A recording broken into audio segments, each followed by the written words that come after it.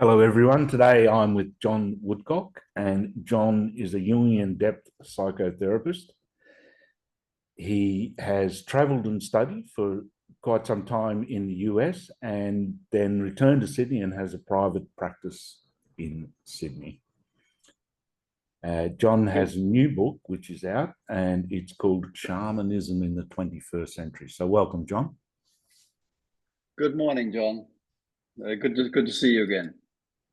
John, we chatted not so long ago, short time ago, on catafalque, and for me, that tremendous impression of catafalque was, I don't know, the pre-Socratic philosophers that Peter Kingsley reminds us of, they were like shamans or seers or mystics or something. And this morning I was thinking, reminds me a bit of the East, even though it's a different flavor. But you know how they have the rishis and the mystics and the holy men or whatever. But Yes.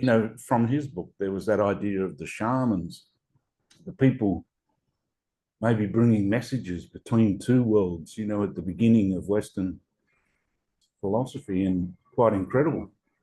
So we decided to talk about therapy as a kind of a shamanism, or the therapist as a shaman. Yes, indeed. That one way to think about what the shamans were up to was to think in terms of a two-world reality, and this is a fairly common idea in philosophy, that the shaman was the one member of the community who, through initiation, was initiated into you might call the sacred profane duality, but he could embody both, and that was not available to ordinary community members. They were more or less in the prosaic world, and so they could handle prosaic issues fairly well. But when it came to certain kinds of suffering or woundedness, the shaman was called for as the healer, because he was able to understand how the sacred world and the profane world interacted. First of all, he understood that the logic of each was different, and he was initiated into both, so he could bridge. He could go from one to the other, or see how one affected the other, which is a unique kind of healing. Broken bones can be healed one way, but when people fall out of discord with that duality, which they can only experience one side usually, but they're still inhabiting the duality. But the shaman has consciousness of both, and so he was able to. They call one thing they called it, for example, with loss of soul. That's a particular kind of suffering where somebody would lose their soul, and that's how they articulated loss of connection to the sacred reality. The soul was lost, so the world gets very flat, superficial. The world loses everything if there's a loss of soul. Yeah, loses depth. Yeah. Depth of meaning, and so the shaman was called in to retrieve the soul, or restore that connection, as we would put it.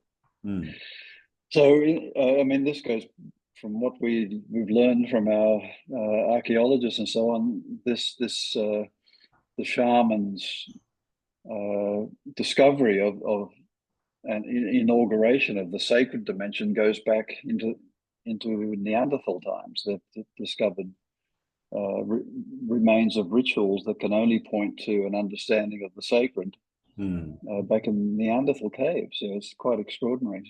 It goes back a long way.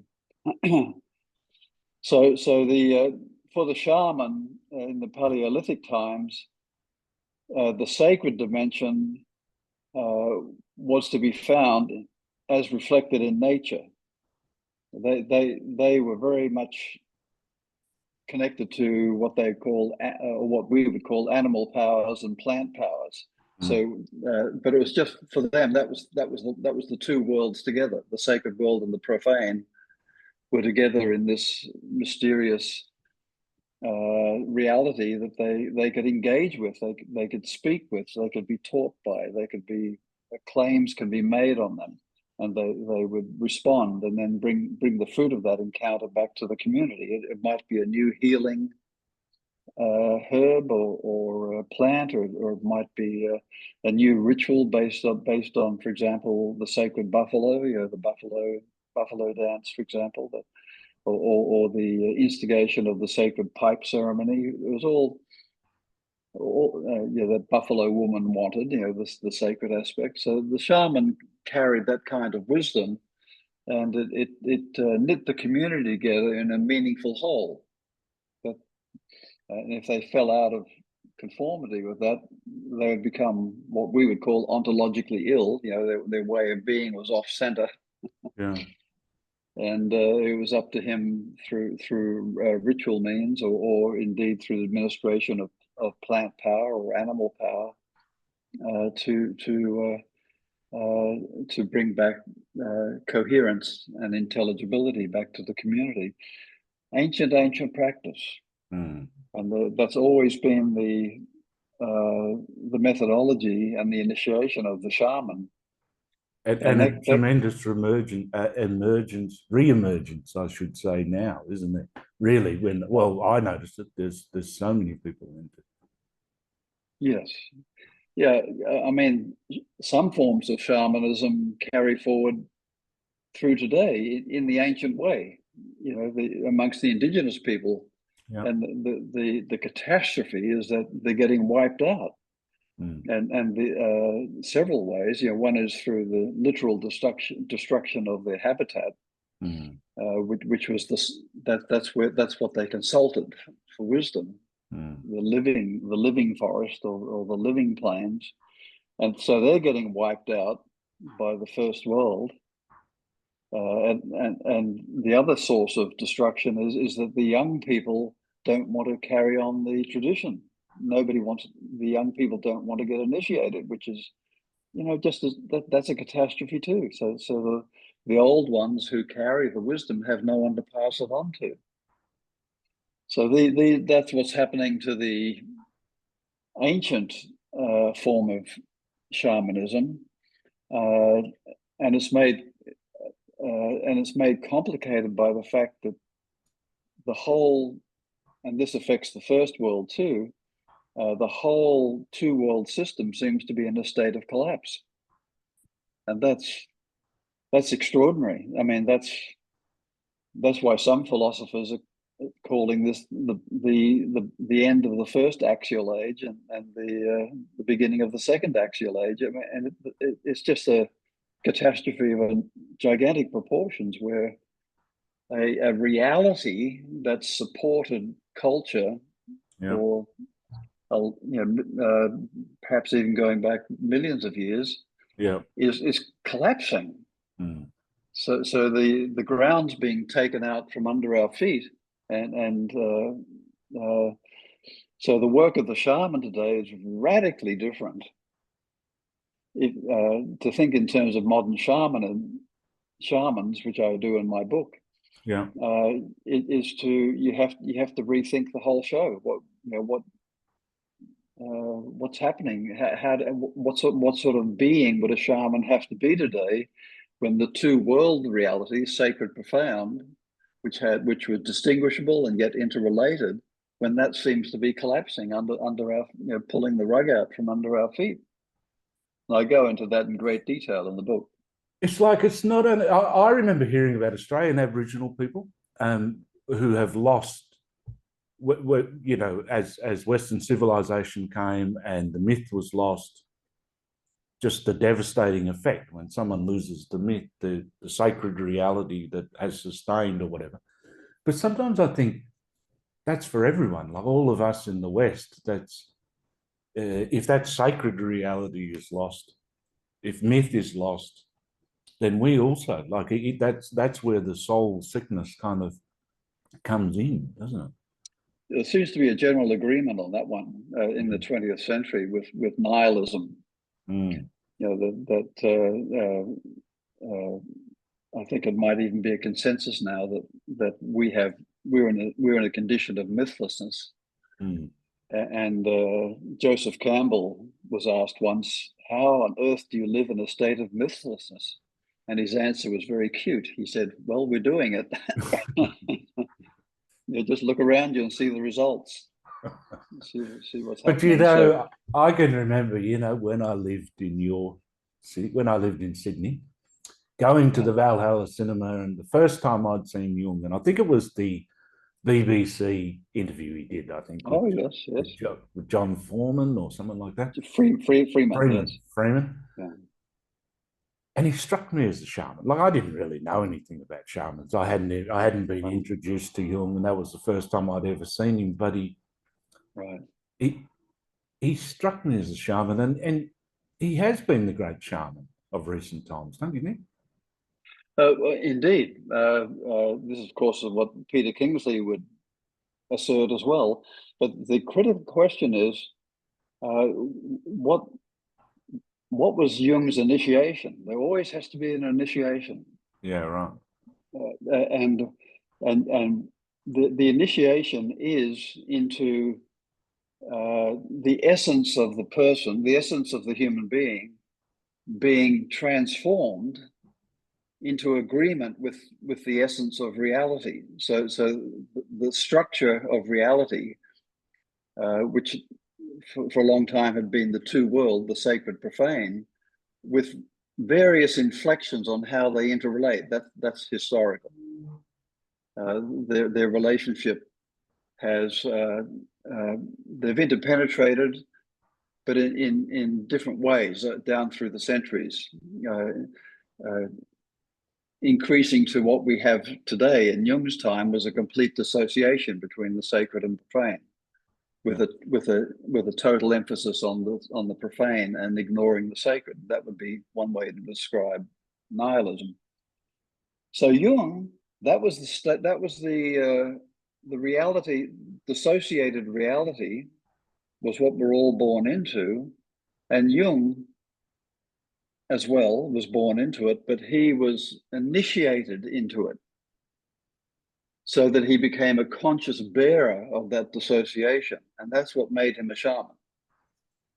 Isn't his time in writing the Red Book, his kind of, isn't it on display for us a little? His shamanic initiation, the talking to Philemon, and yeah, definitely. The Red Book is an extraordinarily complex structure of a book, which Wolfgang Giegrich goes into in great detail. It's not easy to unravel. The content itself is weird enough, just the images and so on, the figures and spoke to, but to leave it at that point would be to do a grave disservice to the kind of shaman Jung was. The syntactical structure of the book, for example, is incredibly complicated, but that if you include that, then you start to see what sort of shaman Jung was. You know,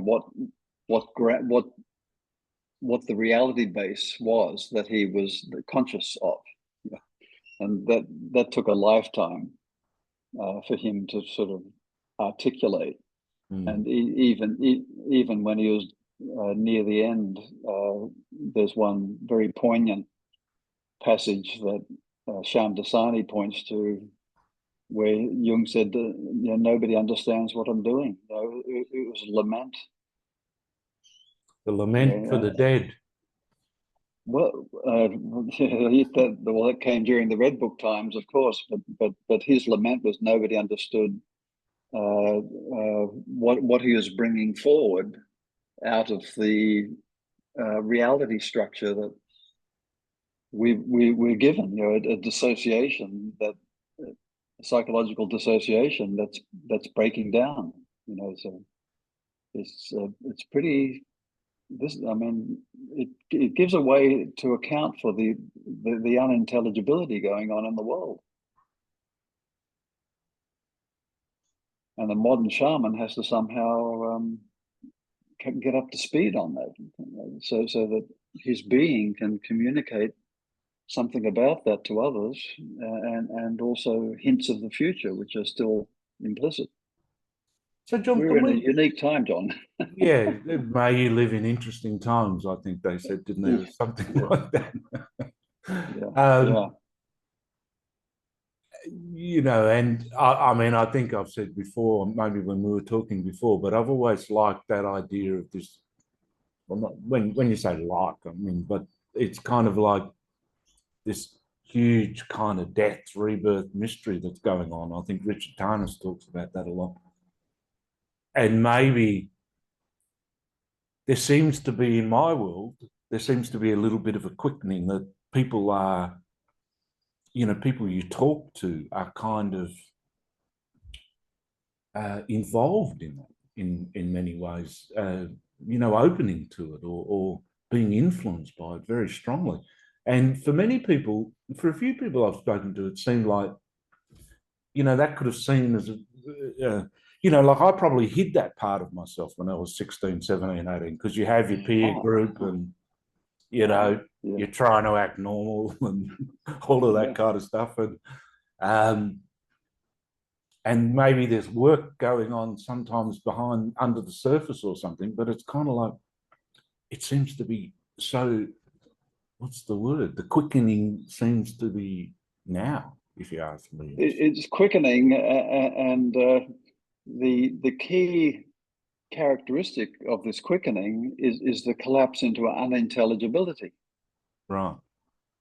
where each person or each small group is fast becoming an idiot cosmos, you know, a sealed off little fragment that's coherent within itself, but in terms of the larger society, we have almost, you know, you just have to look at American politics for that.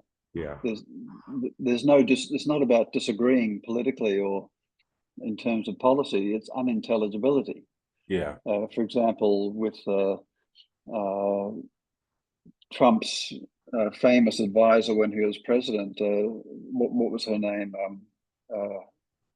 She was his counselor, and she first introduced the words to the public, called alternative facts,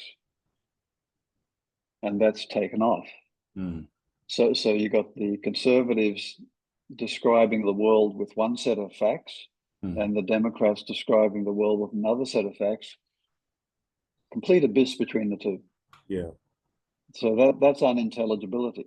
Mm. And And it's extreme tribalism too, you know, it seems to me in any case.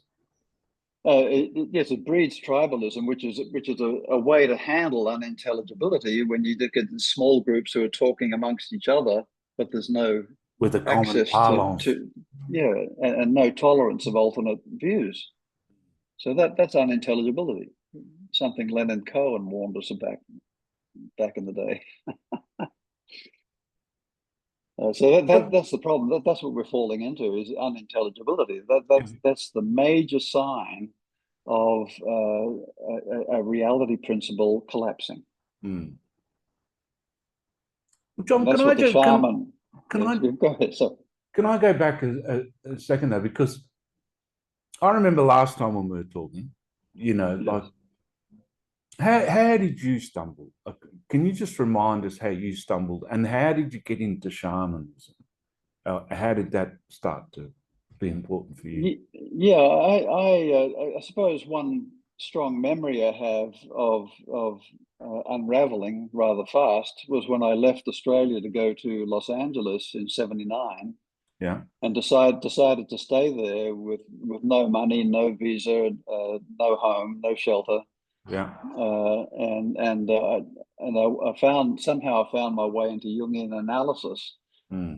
and continued to unravel for the next 20 years. And at the time, my unraveling was also an initiation. So the question that I think you asked before was, how does that initiation work? Well, it works. It's worked the same way since Paleolithic times. Yeah. But we have to be careful because, as I said, the initiator, the one who did the initiating, has always been the same, but it's taken different forms through the ages. So in Paleolithic times, the initiator acted through the animal powers and the plant powers. It was reflected in those appearances. Yeah. And so the shaman, the candidate, could go out into the wilderness, which they were always had to, be alone, and they'd be instructed. For example, whatever animal approaches you first, start up a conversation, and that'll be your power animal. Today, we can't get away with that because the initiator has withdrawn from the appearances. That's called disenchantment. So, who is this initiator? Well, this is Jung's great contribution. The initiator is the psyche. The objective psyche that does the initiating, and that was my experience. I was initiated by the psyche. I was given initiatory experiences by the psyche. So in all respects, it was the same, and I have this in my book. In all respects, it was characteristic of all shamanic initiations, as Messiah Iliadi speaks about, but everything had moved to a level of psychic reality.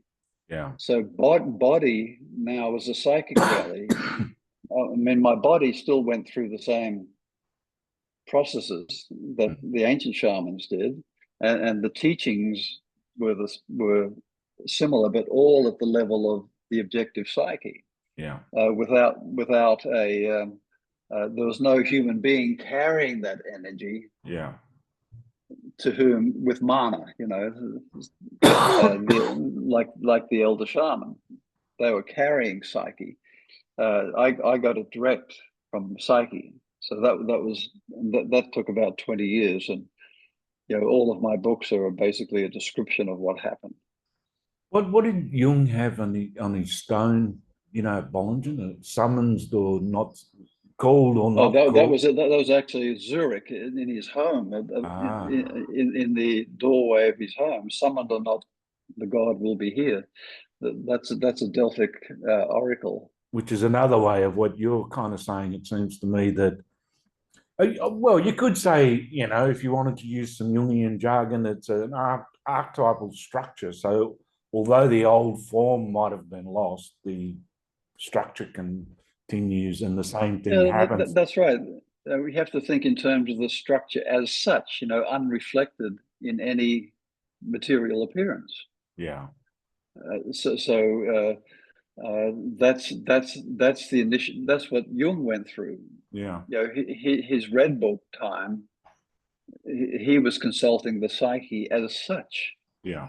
Was his initiatory illness, some people say. That's right. That's right. And he almost went mad during that time. Well, he was hanging on to the table. I know that. Yeah, it's pretty intense. Yeah, and also his 1944 visions were the same. He was in contact with the reality of the objective psyche as such, and he got further initiated by that. He underwent a tremendous change after those visions.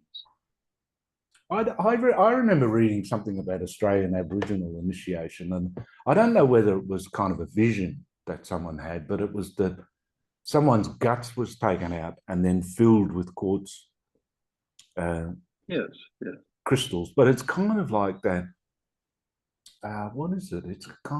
It seems like that total reconfiguration or something that has to Yes, happen, then the cycle. yes, that's right, John. And what people find hard to get is that really happens. Mm. But you have to rethink body, and that's where we lack language, because the experience. For example, I had dismemberment experiences. Mm. And you have that experience. In order for it to be an initiation, all initiations involve transformation of the body. Mm. But that, for us, that's a mental thing. Mm. But for the initiate, it has to be as real as what the shamans of the ancient times went through. I think, maybe it was in Merchialiad or whatever, is that at the point of initiation, they didn't know whether they were going to live or die when they went to that point of initiation, really, did they? And they were scared, fearsome people would jump out with sticks or something like that, and there was that kind of thing. So it's kind of like, it doesn't happen if you just know the outcome. If you know that yes, everything's going to be you fine. right. That's right. I mean, in the Paleolithic times, and even some indigenous peoples today, they actually work on the body, like scarification. Right. They'll put them through horrendous physical ordeals in order to make the shaman. Right. So the modern shaman, like Jung, had to have that kind of experience, just as real, but on the level of the objective psyche. And that's what's so very hard to language. It's not a metaphorical exercise. Mm. There was an African shaman of the old ways who came across to the United States to teach shamanism. And I saw a video of one show, and the audience could not get what he was saying. He's saying, when I was initiated, I had to run across a river on the backs of crocodiles. And people say, oh, you mean metaphorically? No. Oh, okay, so you dreamed it? No. I literally had to run across a river on the backs of crocodiles. Yeah. He was being literal, but within the objective psyche. Yeah. And that's, it's the great ordeal and the great test of courage and all of that. But real. He wasn't in the metaphorical literal split. Yeah. And that the initiation takes you beyond that, and it took Jung beyond that. Yeah. And for example, in the Red Book, he describes a sequence where he was suspended on the cross, and a snake wrapped around him. That's the vision, that ion. I wrote an essay about that called "The Hidden Legacy of the Red Book," where I go into that in detail. He wasn't being metaphorical. He wasn't in the metaphorical literal split. He was literally being suspended on a cross, but literal within the objective psyche. But so it's very hard and that was the don't initiation. you think, but don't you think quite a number of people are getting that through personal illnesses and through personal ordeals, and that they know it's not. I mean, there might be theoretical Jungians, if we could be a bit naughty for a second, that would just like to talk about it, through language or something. But, to have, the people that go through enormous physical ordeals and stuff like that, they know it's not metaphorical. And they know that perhaps there's something deeper, associated with that ordeal. Then God help them, because my experiences were spontaneous. And I was in the linguistic split like everybody else. So if you have those experiences, you're in for a ride, because how do you communicate them back to the community? You've got to adopt the split language again, and that, I promise you, is a nightmare. I remember Joseph Campbell said something once, something like, it's one thing to go on a journey, on an adventure, but you know, it's a lot harder to come back and bring something with you. And maybe for anyone that's had any kind of, I don't know, spiritual experience or something like that, is just the difficulty in trying to communicate it, or of being kind of struck dumb of what's needed for some kind of translation or Yeah, insanity is just around the corner. Yeah, we used to try and address that by calling the spiritual emergency. But how do you communicate experiences that require a totally different language that's not split? How do you communicate that into the contemporary world picture, which is rooted in the dissociation? Yeah, that's the problem. But then again, you know, you've got podcasters. Yeah. So problem solved, John. But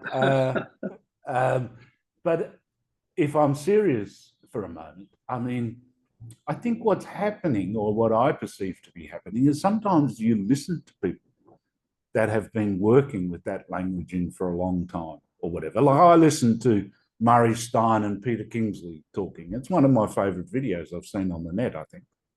And so there's two very experienced people who have been working with ways of, like Peter Kingsley is someone that brings a lot of that old reality, if I could call it that, you know, into his board, in through his books into the world. And therefore there's this positive contagion in a funny kind of way of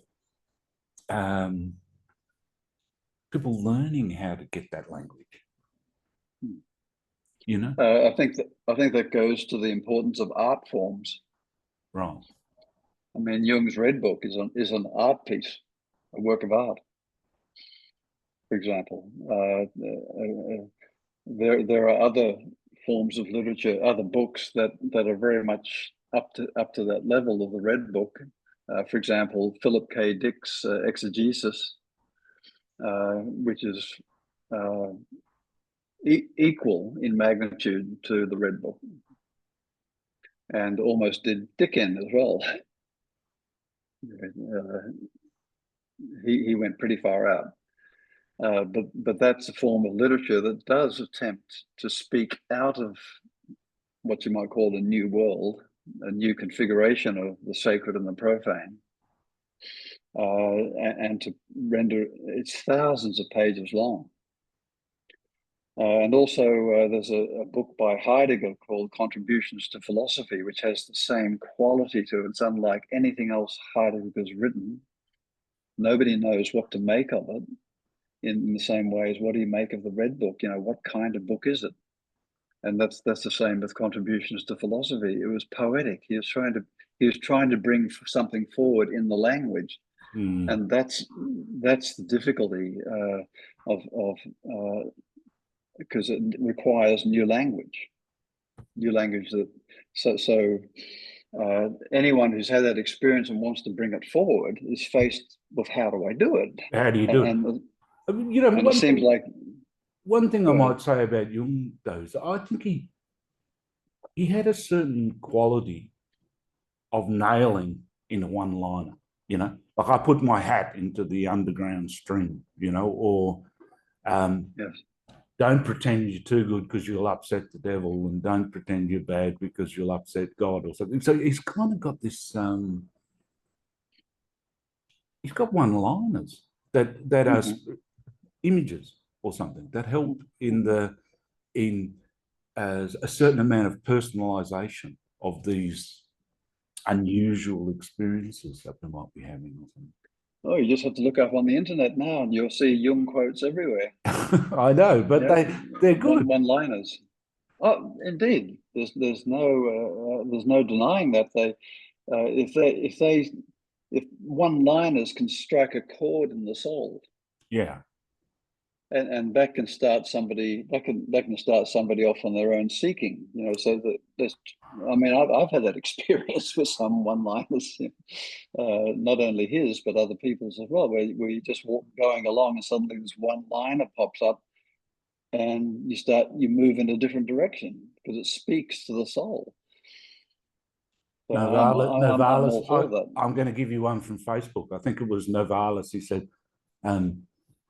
poetry heals the wounds inflicted by reason. Beautiful. That's beautiful. My goodness.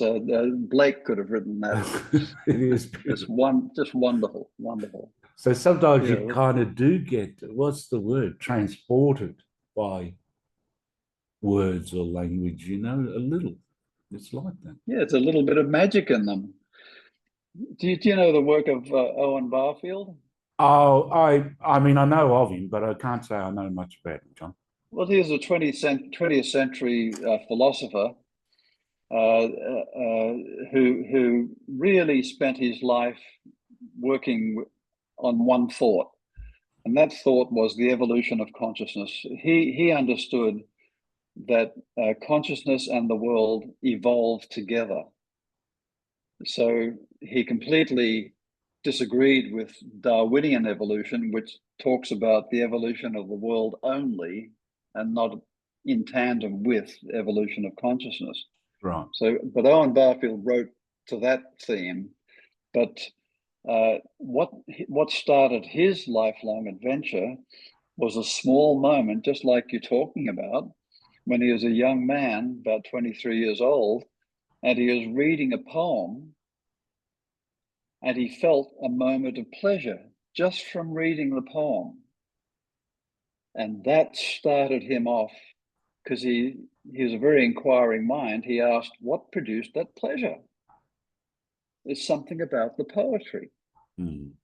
And that led him on his entire journey for 99 years of the evolution of consciousness. Mm. How could a written word evoke pleasure? Mm. How could a poetic word evoke pleasure? And he wrote a book about that called Poetic Diction, but his whole life was spent explicating that thought. Yeah. So that goes to, so talk about one-liners. Yeah. And what they can do. He's a great example of how a one-liner just sets a course in going, and for the next 90 years, right? Yeah. John, can I just ask you a question? What's the difference between the shaman and the mystic? Like, I sometimes think it's like I like Rumi, and because there's that kind of,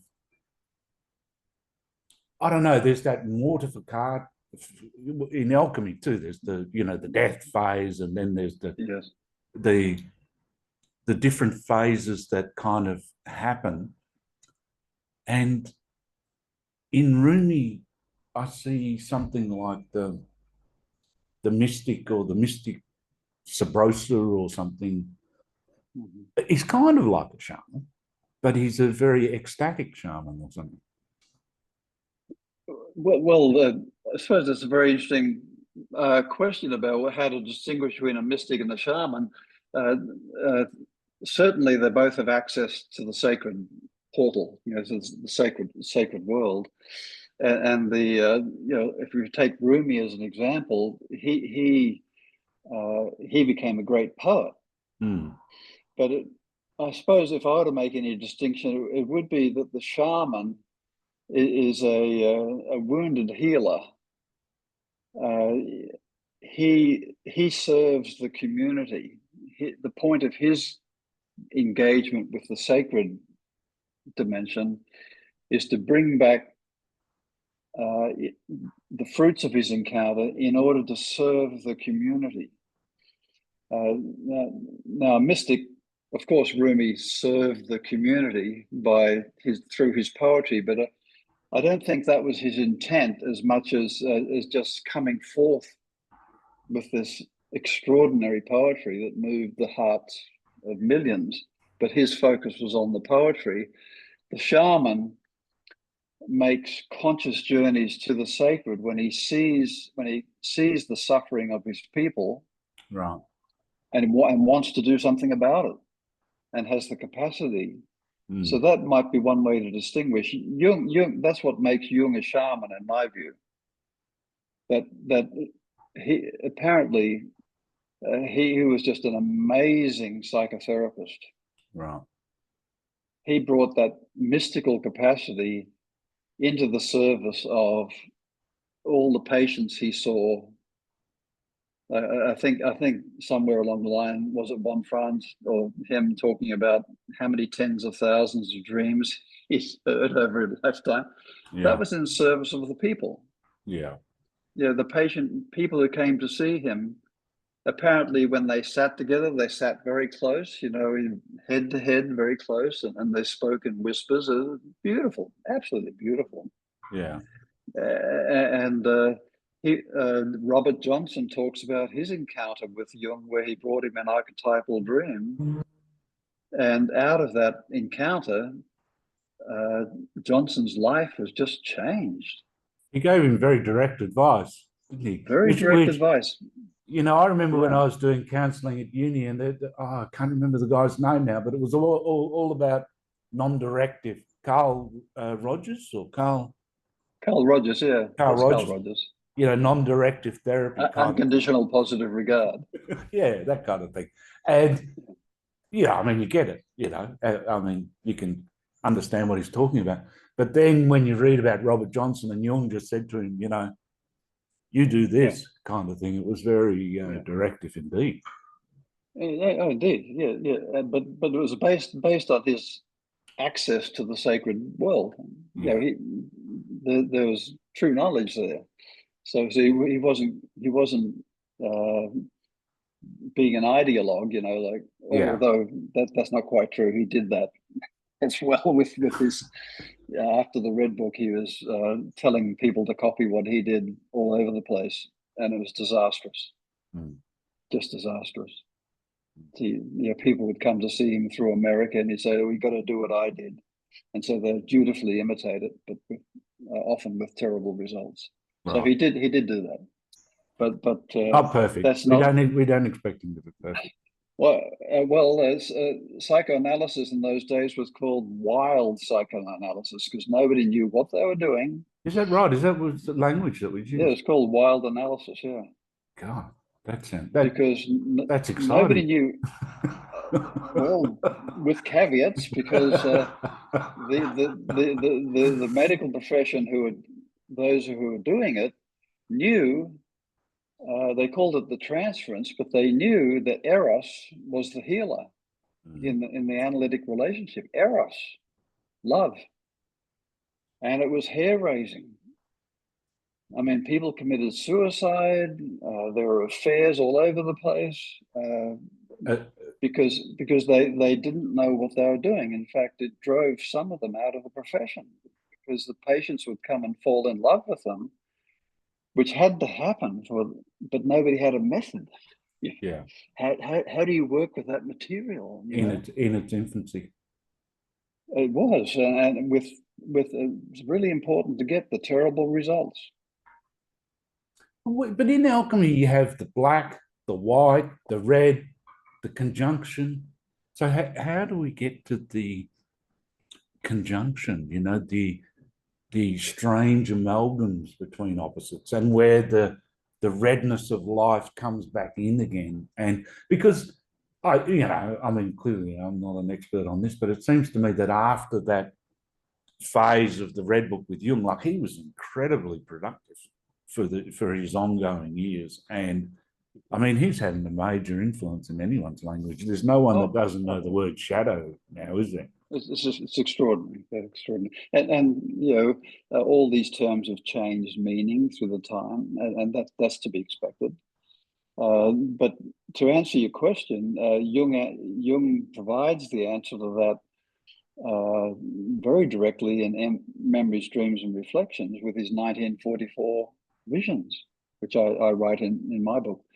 That he experienced the greater conjunctio.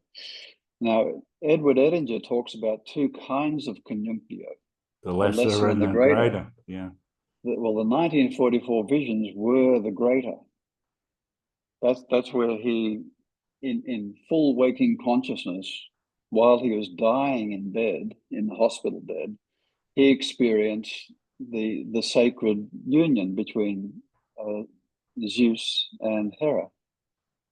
And the room was filled with fragrance. You know, it was a vision that where the union happened, but the union that happened in him was still in an ideal state. It had not incarnated into the contemporary world picture. And how do I know this? Because he alludes to it in the MDR, where he tried to talk to the doctors and nurses about what was going on with him, and they had no idea what he was talking about. Yeah. See, that's the dissociation, where the vision, the fruit of the vision cannot find its way into our world, which lacks eros completely. That was the problem. So that was his distress. He had to fight, and it was his job, as it is with any shamans, to try and find a bridge. Mm. Yeah, so he wrote Mysterium Conjunctionis, for example, trying to bridge it into, and that was his work, to bridge those profound, ineffable experiences into the contemporary world picture, without losing eros, by the way, which is tough call. I was having a chat with someone yesterday, and I was thinking, you know, I think some people they get the language, you know, and then it might be for some people you have an experience or experiences along the way, and then you spend your whole life trying to get the language, you know, to describe them. But always the great thing I think about Jung is when he brought in words like the mysterium tremendum or something, you go, you know, he has brought something which describes what was free floating around in the psyche, and has brought a language to those kinds of experiences which are not normal in culture. They're not expressed within the culture. That's really true, John. I mean, that he spent 20 years researching alchemy before he made it public, and has spoken to so many people that his psychological interpretation of centuries of alchemical language, hermeneutics, you know, reinterpreting it for our current world picture, a monumental job.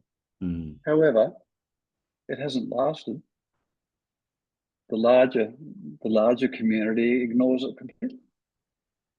But when he was doing it, it was living language. When and I've had plenty of alchemical dreams, you know, so some wisdom was being expressed in alchemical terms, but it had a profound effect on me psychologically. So I know that, but in the wider community, they've become dogma like everything else. So what's your politics, John? I'm just trying to link from shamanism to your politics. You know, I'm assuming, are you an activist where you want to go and change the political situation in the world?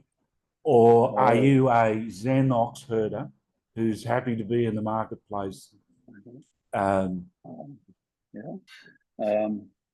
am very much an activist, but in relation to what?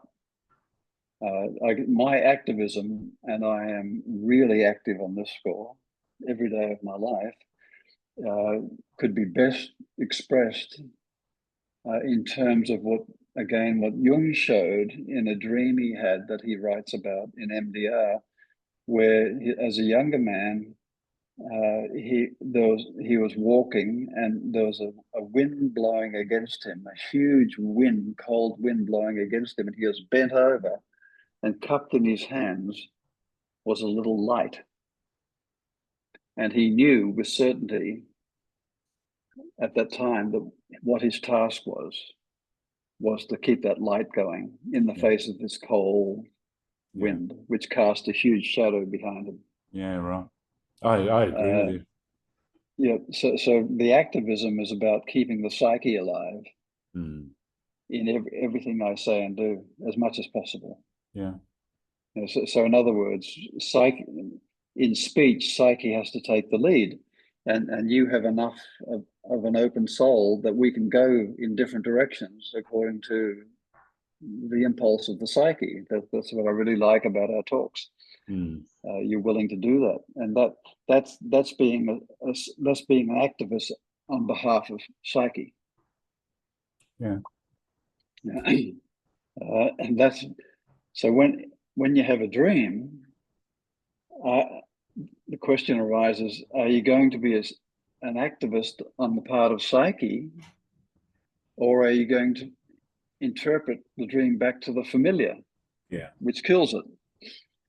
Now, to be an activist in terms of psyche with dreams, you have to orient yourself to the future. You have to have some real response to the dream, but it has to be futural. It has to be in terms of how you're going to work in the future. With the work. So all of my books, and I've got 22 of them now, began with a dream. Right. So you follow that. I followed the impulse of the dream. That's the kind of activist Yeah, I am. yeah. No, I love that the way you're talking about it, because that's good. That's a good way to frame it all up for me too. I mean, I would agree with that. It's kind of like to stay close to what's really moving and changing and what's coming through the dreams. And yes, which means you have to give up knowing. You have to give up knowledge a lot, and go more into the knowing. As it moves along, staying flexible and flowing, and being. So in my books, I basically might be going on one thread, and then I'm pulled over to another, and I say, okay, I'm now talking about this. Yeah. Yeah. John, I know we've been going for a while. I just wonder if we could finish by perhaps, because your book is finished now. So when does it come out? If you could just tell us a little bit about your book. Late October, it'll be published. Yeah. Shamanism in the 21st century. Shamanic initiation in the 21st century. So I really go into depth. I speak about traditional shamanism, and as the book goes on, I move more and more into what a modern shamanic initiation would look like, and it has to do with what's the structure. If psyche is the initiator, what's the structure of reality that we're in today? And as I said before, it's a collapse of a two-world system which has guided shamans and their people forever. A collapse of a two-world system, and the shamanic initiation today has to be one in which the shaman becomes conscious of that collapse, the collapsing, right, and the hints of an unknown future coming through. So we're really in a unique time, but a shaman has to get on top of that, so that they can speak it. And I must say, I have confidence that my books do that. Yeah. And they're almost unintelligible in parts. And I like, to me, you've got the courage to, well, I'm just putting it in my language, right? But you've got the courage to speak from that number two personality, as Mark Saban might call it, or a lot of people. But it's, when I was reading some of your work, I thought, oh, wow, sometimes I'm mucking around in another area, which is, oh, well, there are legitimate other areas, like, I suppose, but there's something very powerful about number two personality. But it is also hard for some people to understand. Like, I'd be a bit scared to put that number two out there, because it's kind of like, if I put that on Substack, it's like a lot of people are going to run away in the sense of it's scary. As they have from me, John. I mean, I was terrified. Yeah. I had a dream back in the 90s. I know we've got to finish. I had a dream back in the 90s where there was a huge crowd, and I got up on a platform naked in order to speak to the crowd. Right. and somebody emerged from the crowd to kill me. At least that's what I thought, and I fled in terror. So that it's a transparency, you know, which takes a lot, you know, and I suppose that's one reason why Jung didn't want to publish his Red Book until after he died or something like that. But then, by the same token, there's an incredible richness. That's what I'm trying to say. Like as I was reading your writing, because it's speaking to the, like we get on with so much crap, don't we? Yeah. And it's speaking to the real stuff that you need to sustain you, to hear, to grow. The soul stuff, you know, the deep soul stuff. That's one way. Exactly. And you, the wish to serve has to override the terror. And I've had plenty of terror in my life. Yeah. When I finished my PhD, I mean, I wrote my dissertation in 10 days in a firestorm, and I didn't change a word of it. I had to write a contextual essay too, which takes longer. But the actual writing of it came out took just 10 days, and I was terrified that it would be rejected. It wasn't, but I was terrified, and the terror has gone on from there. You know, I've just had to learn to deal with the terror. Well, I think, you know, sometimes you have, well, I don't know whether this is the right term, but hidden fans, you know, like people that actually read it and take a lot from it, you know.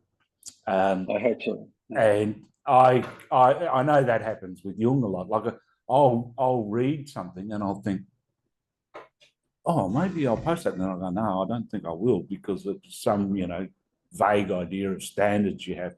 But actually, I've taken so much from it that it speaks to the soul. That's the big thing. That's the big thing. That's the risk. That's what the activism's all about. Yeah. Keeping the soul alive. So there we are. Thank you very much, John. And I'm going to put a link to your book, and it's been a pleasure talking to you.